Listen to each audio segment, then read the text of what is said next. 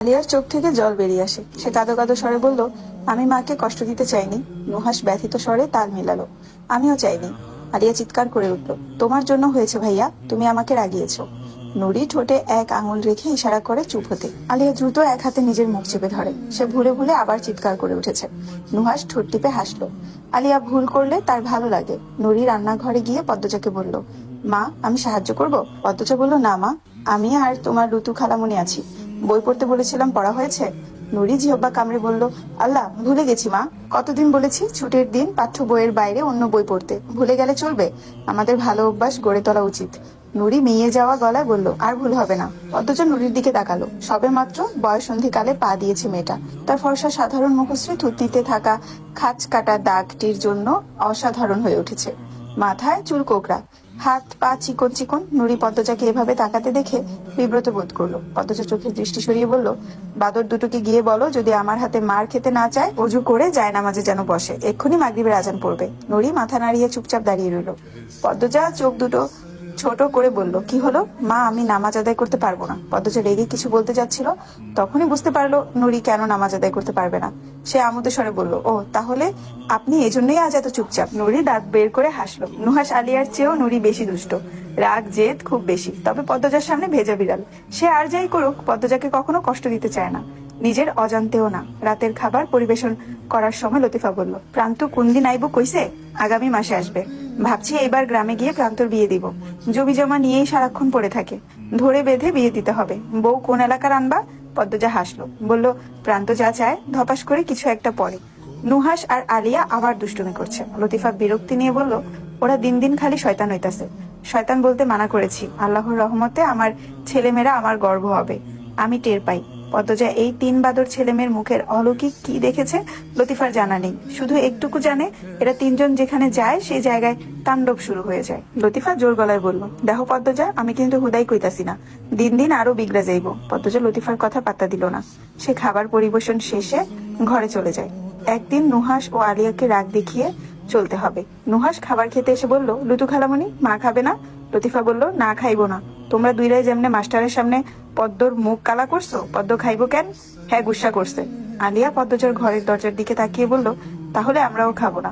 নুরি বলল, তাহলে আরো বেশি রাগ করবে, আরো বেশি কষ্ট পাবে। মনে ব্যথা নিয়ে মুখ ঘুমট করে তারা দুজন খেলো। খাওয়া দাওয়া শেষ করে তিনজন ঘরে গিয়ে শুয়ে পড়ে। পদ্মজা প্রতিদিন ঘুমাবার পূর্বে তাদের গল্প বলে। গত 1 মাস ধরে পদ্মজা একটা গল্প বলছে।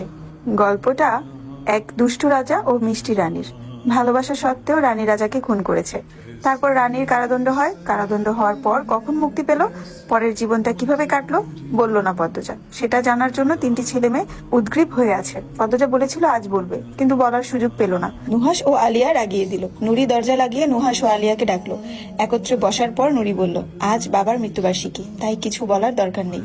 কাল সকালে তোরা দুজন মার পায়ে ধরে ফেলবি। নুরি কথা শেষ করে হাততালি দিল, যেন সব সমস্যা শেষ। নুহাস ভ্রু কুচকে বলল, মা পা ধরে ক্ষমা চাওয়া পছন্দ করে না। নুরির হাসি মিলিয়ে গেল। আলিয়া বলল, পেয়েছি, আমরা সব বই পড়া শেষ করে ফেলবো, মা খুশি হবে। বছর পার হয়ে যাবে, মা 1 বছর রেগে থাকবে, বলল নুরি। তারা ঘন্টাখানেক আলোচনা করলো। কোনো পরিকল্পনাই চূড়ান্ত হলো না। এক একজনের পছন্দ তো অন্যজনের হয় না। হুট করে তারা পদ্মজার গলার স্বর শুনতে পেল। পদ্মজা লতিফাকে বলছে, লুতুবুবু, বাড়ির বড় বিড়ালদের বলে দাও তাদের ফিসফিসানি শোনা যাচ্ছে। নুহাস, নুরি ও আলিয়া দ্রুত লেপ মুড়ি দিয়ে শুয়ে পড়ে। পদ্মজা মাঝরাতে নিজ ঘর থেকে বের হয়। লতিফা জেগেছিল, তাহাজ্জুদ নামাজ আদায় করেছে। পদ্মজার সংস্পর্শে এসে তার মুখের আঞ্চলিক ভাষা ছাড়া সব পাল্টে গেছে। রিনুকে বিয়ে দিয়েই সে পদ্মজার সঙ্গী হয়েছে। লতিফা জায়নামাজ ছেড়ে উঠতেই পদ্মজা বলল, আমি বের হচ্ছি। আমাকে না পেয়ে ওরা যেন বের না হয়। আশেপাশের অবস্থা ভালো না। পাশের এলাকায় পরপর 2টো লাশ পাওয়া গেছে। এখানে আবার কোন চক্রান্ত চলছে কে জানে। দরজা বন্ধ করে রেখো। তুমিও যাও না পদ্ম। পদ্মজা শুনলো না। প্রথমে ছেলে মেয়েদের ঘরে গেল। নুরি ও আলিয়া এক বিছানায় ঘুমাচ্ছে, আর নুহাস পাশের বিছানায়। পদ্মজা ঘুমন্ত 3 ছেলে মেয়ের কপালে চুমু দিয়ে আলতো করে মুখ ছুঁয়ে দিল। এই 3টে ফুটফুটে ছেলে মেয়েকে সে ভীষণ ভালোবাসে। তাদের জন্য পদ্মজা নিজের জীবন কোরবান দিতেও প্রস্তুত। জীবনে যতটুকু আনন্দ আছে তার পুরোটা অবদান নুরি, নুহাস আর আলিয়ার। পদ্মজা অনেকক্ষণ বসে রইল। তারপর ঘর ছেড়ে বেরিয়ে পড়লো বাইরে। কোয়ার্টার ছেড়ে বের হতে এই নিঃসঙ্গতা কামড়ে ধরে তাকে। আমিরের প্রতিটি মৃত্যুবার্ষিকীর রাত সে খোলা আকাশের নিচে কাটায়। চোখ বন্ধ করে অনুভব করে ফেলে আসা স্মৃতিগুলো। এই সময়টুকু একান্ত তার আর আমিরের। ঘন্টাখানেক হেঁটে এসে এক পাহাড়ের চূড়ায় দাঁড়ালো পদ্মজা। এই পাহাড়টি এখনকার সবচেয়ে উঁচু পাহাড়।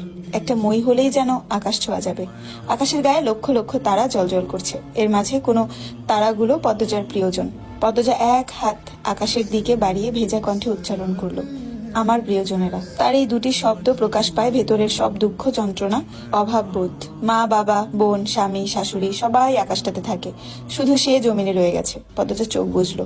সাই সাই করে বাতাস বইছে, বাতাসের শব্দ শোনা যাচ্ছে, ঠান্ডায় শরীরে কাটা দিচ্ছে। চোখের পাতায় দৃশ্যমান হয় হেমলতার তীক্ষ্ণ দৃষ্টি, রুক্ষ মূর্তি, পূর্ণার আহ্লাদ, হাসি, আমিরের ছোঁয়ার বাহানা, বুকে নিয়ে কান্না থামানো। কত সুন্দর অতীত, কতটা সুন্দর। পদ্মজা চোখ খুলল।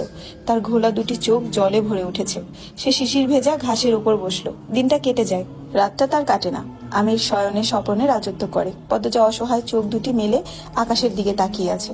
হঠাৎ করে যদি তার স্বামীর মুখটা ভেসে উঠত, কেমন আছে সে? পদ্মজার দুই চোখ বেয়ে জলের ধারা নামে, নীরবে কাঁদতে থাকে। কি ভীষণ অসহায় দেখাচ্ছে তাকে।